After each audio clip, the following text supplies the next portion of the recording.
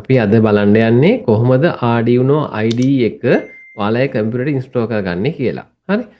මොකද වැඩි දෙනෙක්ගේ ඉල්ලීමක් තිබ්බා ළමයින්ගේ කොහොමද Arduino IDE එක ඉන්ස්ටෝල් කරගන්නේ අපේ කම්පියුටර්ස් වල කියලා.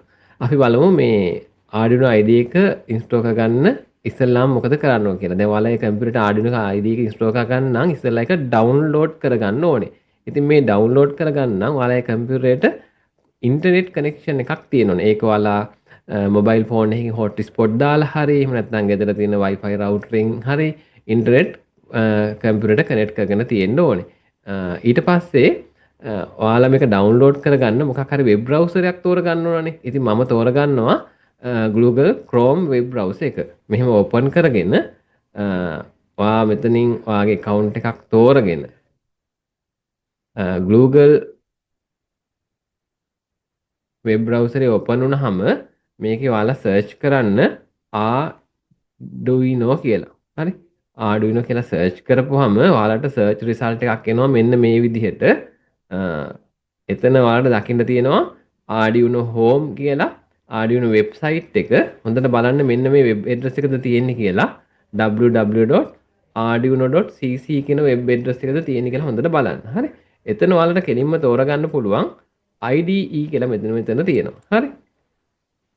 ඉතින් ඒක තෝරගත්තාම අට Arduino වෙබ්සයිට් එකට යනවා.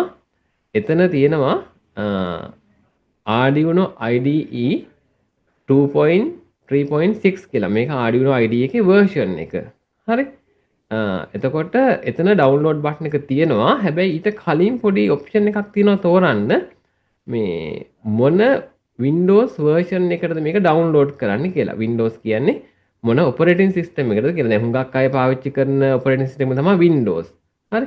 එතකොට මෙතන drop down එකට click කරපුවම පෙන්නනවා අනිත් versions මොනවද කියලා. දැන් මෙතන Windows වලටම versions තියෙනවා 3ක්. එකක් තමයි Windows 10 or newer versions වලට 64 bit කියලා.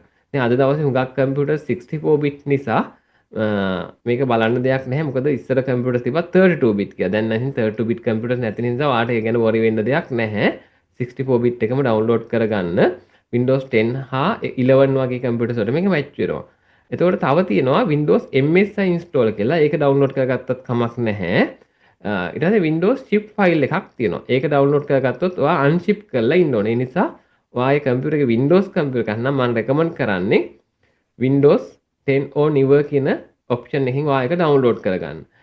කාගේ හරි Linux operating system එක install කරපු ඔයා Linux version එකකට යන්න ඕනේ.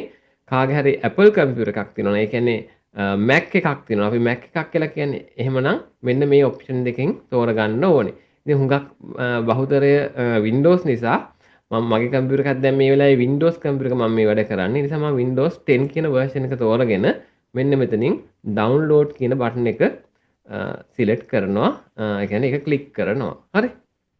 ඔයා මේ Windows 10 කියන option එක තෝරගෙන download කියන button එක click කරන්න. ඒ click කරුවත් එක්කම මේක download වෙන්න පටන් ගන්නවා. ඉතින් ඔයාලට මේ download වෙන එක බලා ගන්න පුළුවන් මෙන්න මෙතන. ඔයාගේ browser උඩ දැන් Chrome browser නම් මෙන්න මෙතන පෙන්නනවා මේකේ download progress එක. megabyte 150ක් තියෙනවා download වෙන්න. මෙතන කොච්චර වෙලාවක් යනවද කියලා පෙන්නනවා. මේක අපි ඉවරනකන් ඉමු. හරි download වෙලා ඉවරුනහම මෙතන done කියලා වැටෙනවා. ඔයාලට මේ download වෙච්ච folder එක බලා ගන්න පුළුවන්. මෙන්න මෙතන folder icon එකට click කරපුවාම. ඒක click කරපුවාම ඔයාගේ download folder එක තුල හරි අපි මෙතන download කියන folder එකේ දැන් මේ download වෙච්ච software එක තියෙනවා. ඉතින් අපි කොහොමද මේක install කරන්නේ? මේක install කරන්න පුළුවන් මේක උඩ double click කරලා. එහෙම නැත්නම් මේක උඩ right click කරලා ඔයාලට පුළුවන් open කියන option එක තෝරගන්න. එතකොට මේක install වෙන්න අහනවා. ඉස්සෙල්ලාම ඔයන් අහනවා මේක install කරන්න ඕනද මේ file එක run කරන්නද කියලා. ඔයා මේකට run කියලා click කරන්න. සමහරවිට ඔයිට කලින් ඔයාට yes no button එකක් එන option එකක් එන්න පුළුවන්. එහෙම ආවොත් ඒකට yes කියලා දෙන්න ඕනේ.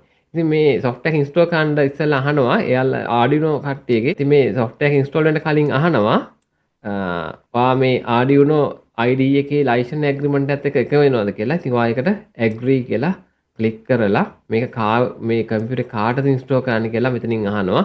ඔයාලට anyone කියන option එක දෙන්නත් පුළුවන්. usersලා කීප දෙනෙක් ඔයාගේ කම්පියුටරේ ඉන්නවා නම් ඔයා කෝකටත් හොඳයි anyone කියන option එක දෙන්න. ක්ලික් කරලා next කියන බටන් එක මම ආයෙ ප්‍රෙස් කරනවා. ඊට පස්සේ ඔන්න ඔයාලගෙන් security information එකක් මෙතන ගන්නෙ. ඔයාගේ කම්පියුටරේ මේ Arduino IDE එක install කරන්න ඉඩ දෙනවද කියලා අහනවා. yes කියලා ක්ලික් කරන්න. හරි. ඊට පස්සේ ආයමත් license agreement එක agree වෙන්න වෙනවා අපිට. ඊට පස්සේ වාගේ මේ කම්පියුටරේ කොතනද මේක install කරන්න කියලා අහනවා. වාව එන default path එකේ මේ එන path එකේම මම install කරන්න ඒවා change කරන්න යන්න ඕනේ නැහැ. මම අවසානට install button එක click කරනවා. එතකොට පොඩි වෙලාවක් අපිට පෙන්වනවා මෙන්න මේ විදිහට install වෙනවා. right මේ විදිහට install වෙලා ඉවර වුණාම මෙතන තව button එකක් activate වෙයි. දැන් මේ button press කරන්න බැරුව තියෙන්නේ. මේක install ඉවරුනහම මෙතන button එකක් active වෙයි අපිට click කරන්න පුළුවන් වෙන විදිහට. හරි. ඔන්න install වෙලා ඉවරයි. ඔන්න අවසාන screen එකට ආවා installation wizard එකේ. මෙතන ඔයාලට ටික් එකක් තියෙනවා දාන්න run Arduino IDE කියලා. ඒ කියන්නේ අපි මේ finish button එක click කරපු ගමන් Arduino IDE එක අපි install කරගත්ත software එක open වෙන්නද කියලා අහන්නේ. right මම මෙතන run කියන ටික් එක දානවා. තිබ්බ විදිහටම තියලා finish කියන බටන් එක ක්ලික් කරනවා. ඒ ක්ලික් කරනවත් එක්ක Arduino IDE එක ඔන්න open වෙනවා. ඉතින් මේ Arduino IDE එක භාවිතා කරලා ඔයාලට Arduino program එකක් ලියලා Arduino board එකක් program කරලා පොඩි circuit එකක් හදා ගන්න වගේම හොඳ robotic experience එකක් ගන්නත් පුළුවන්.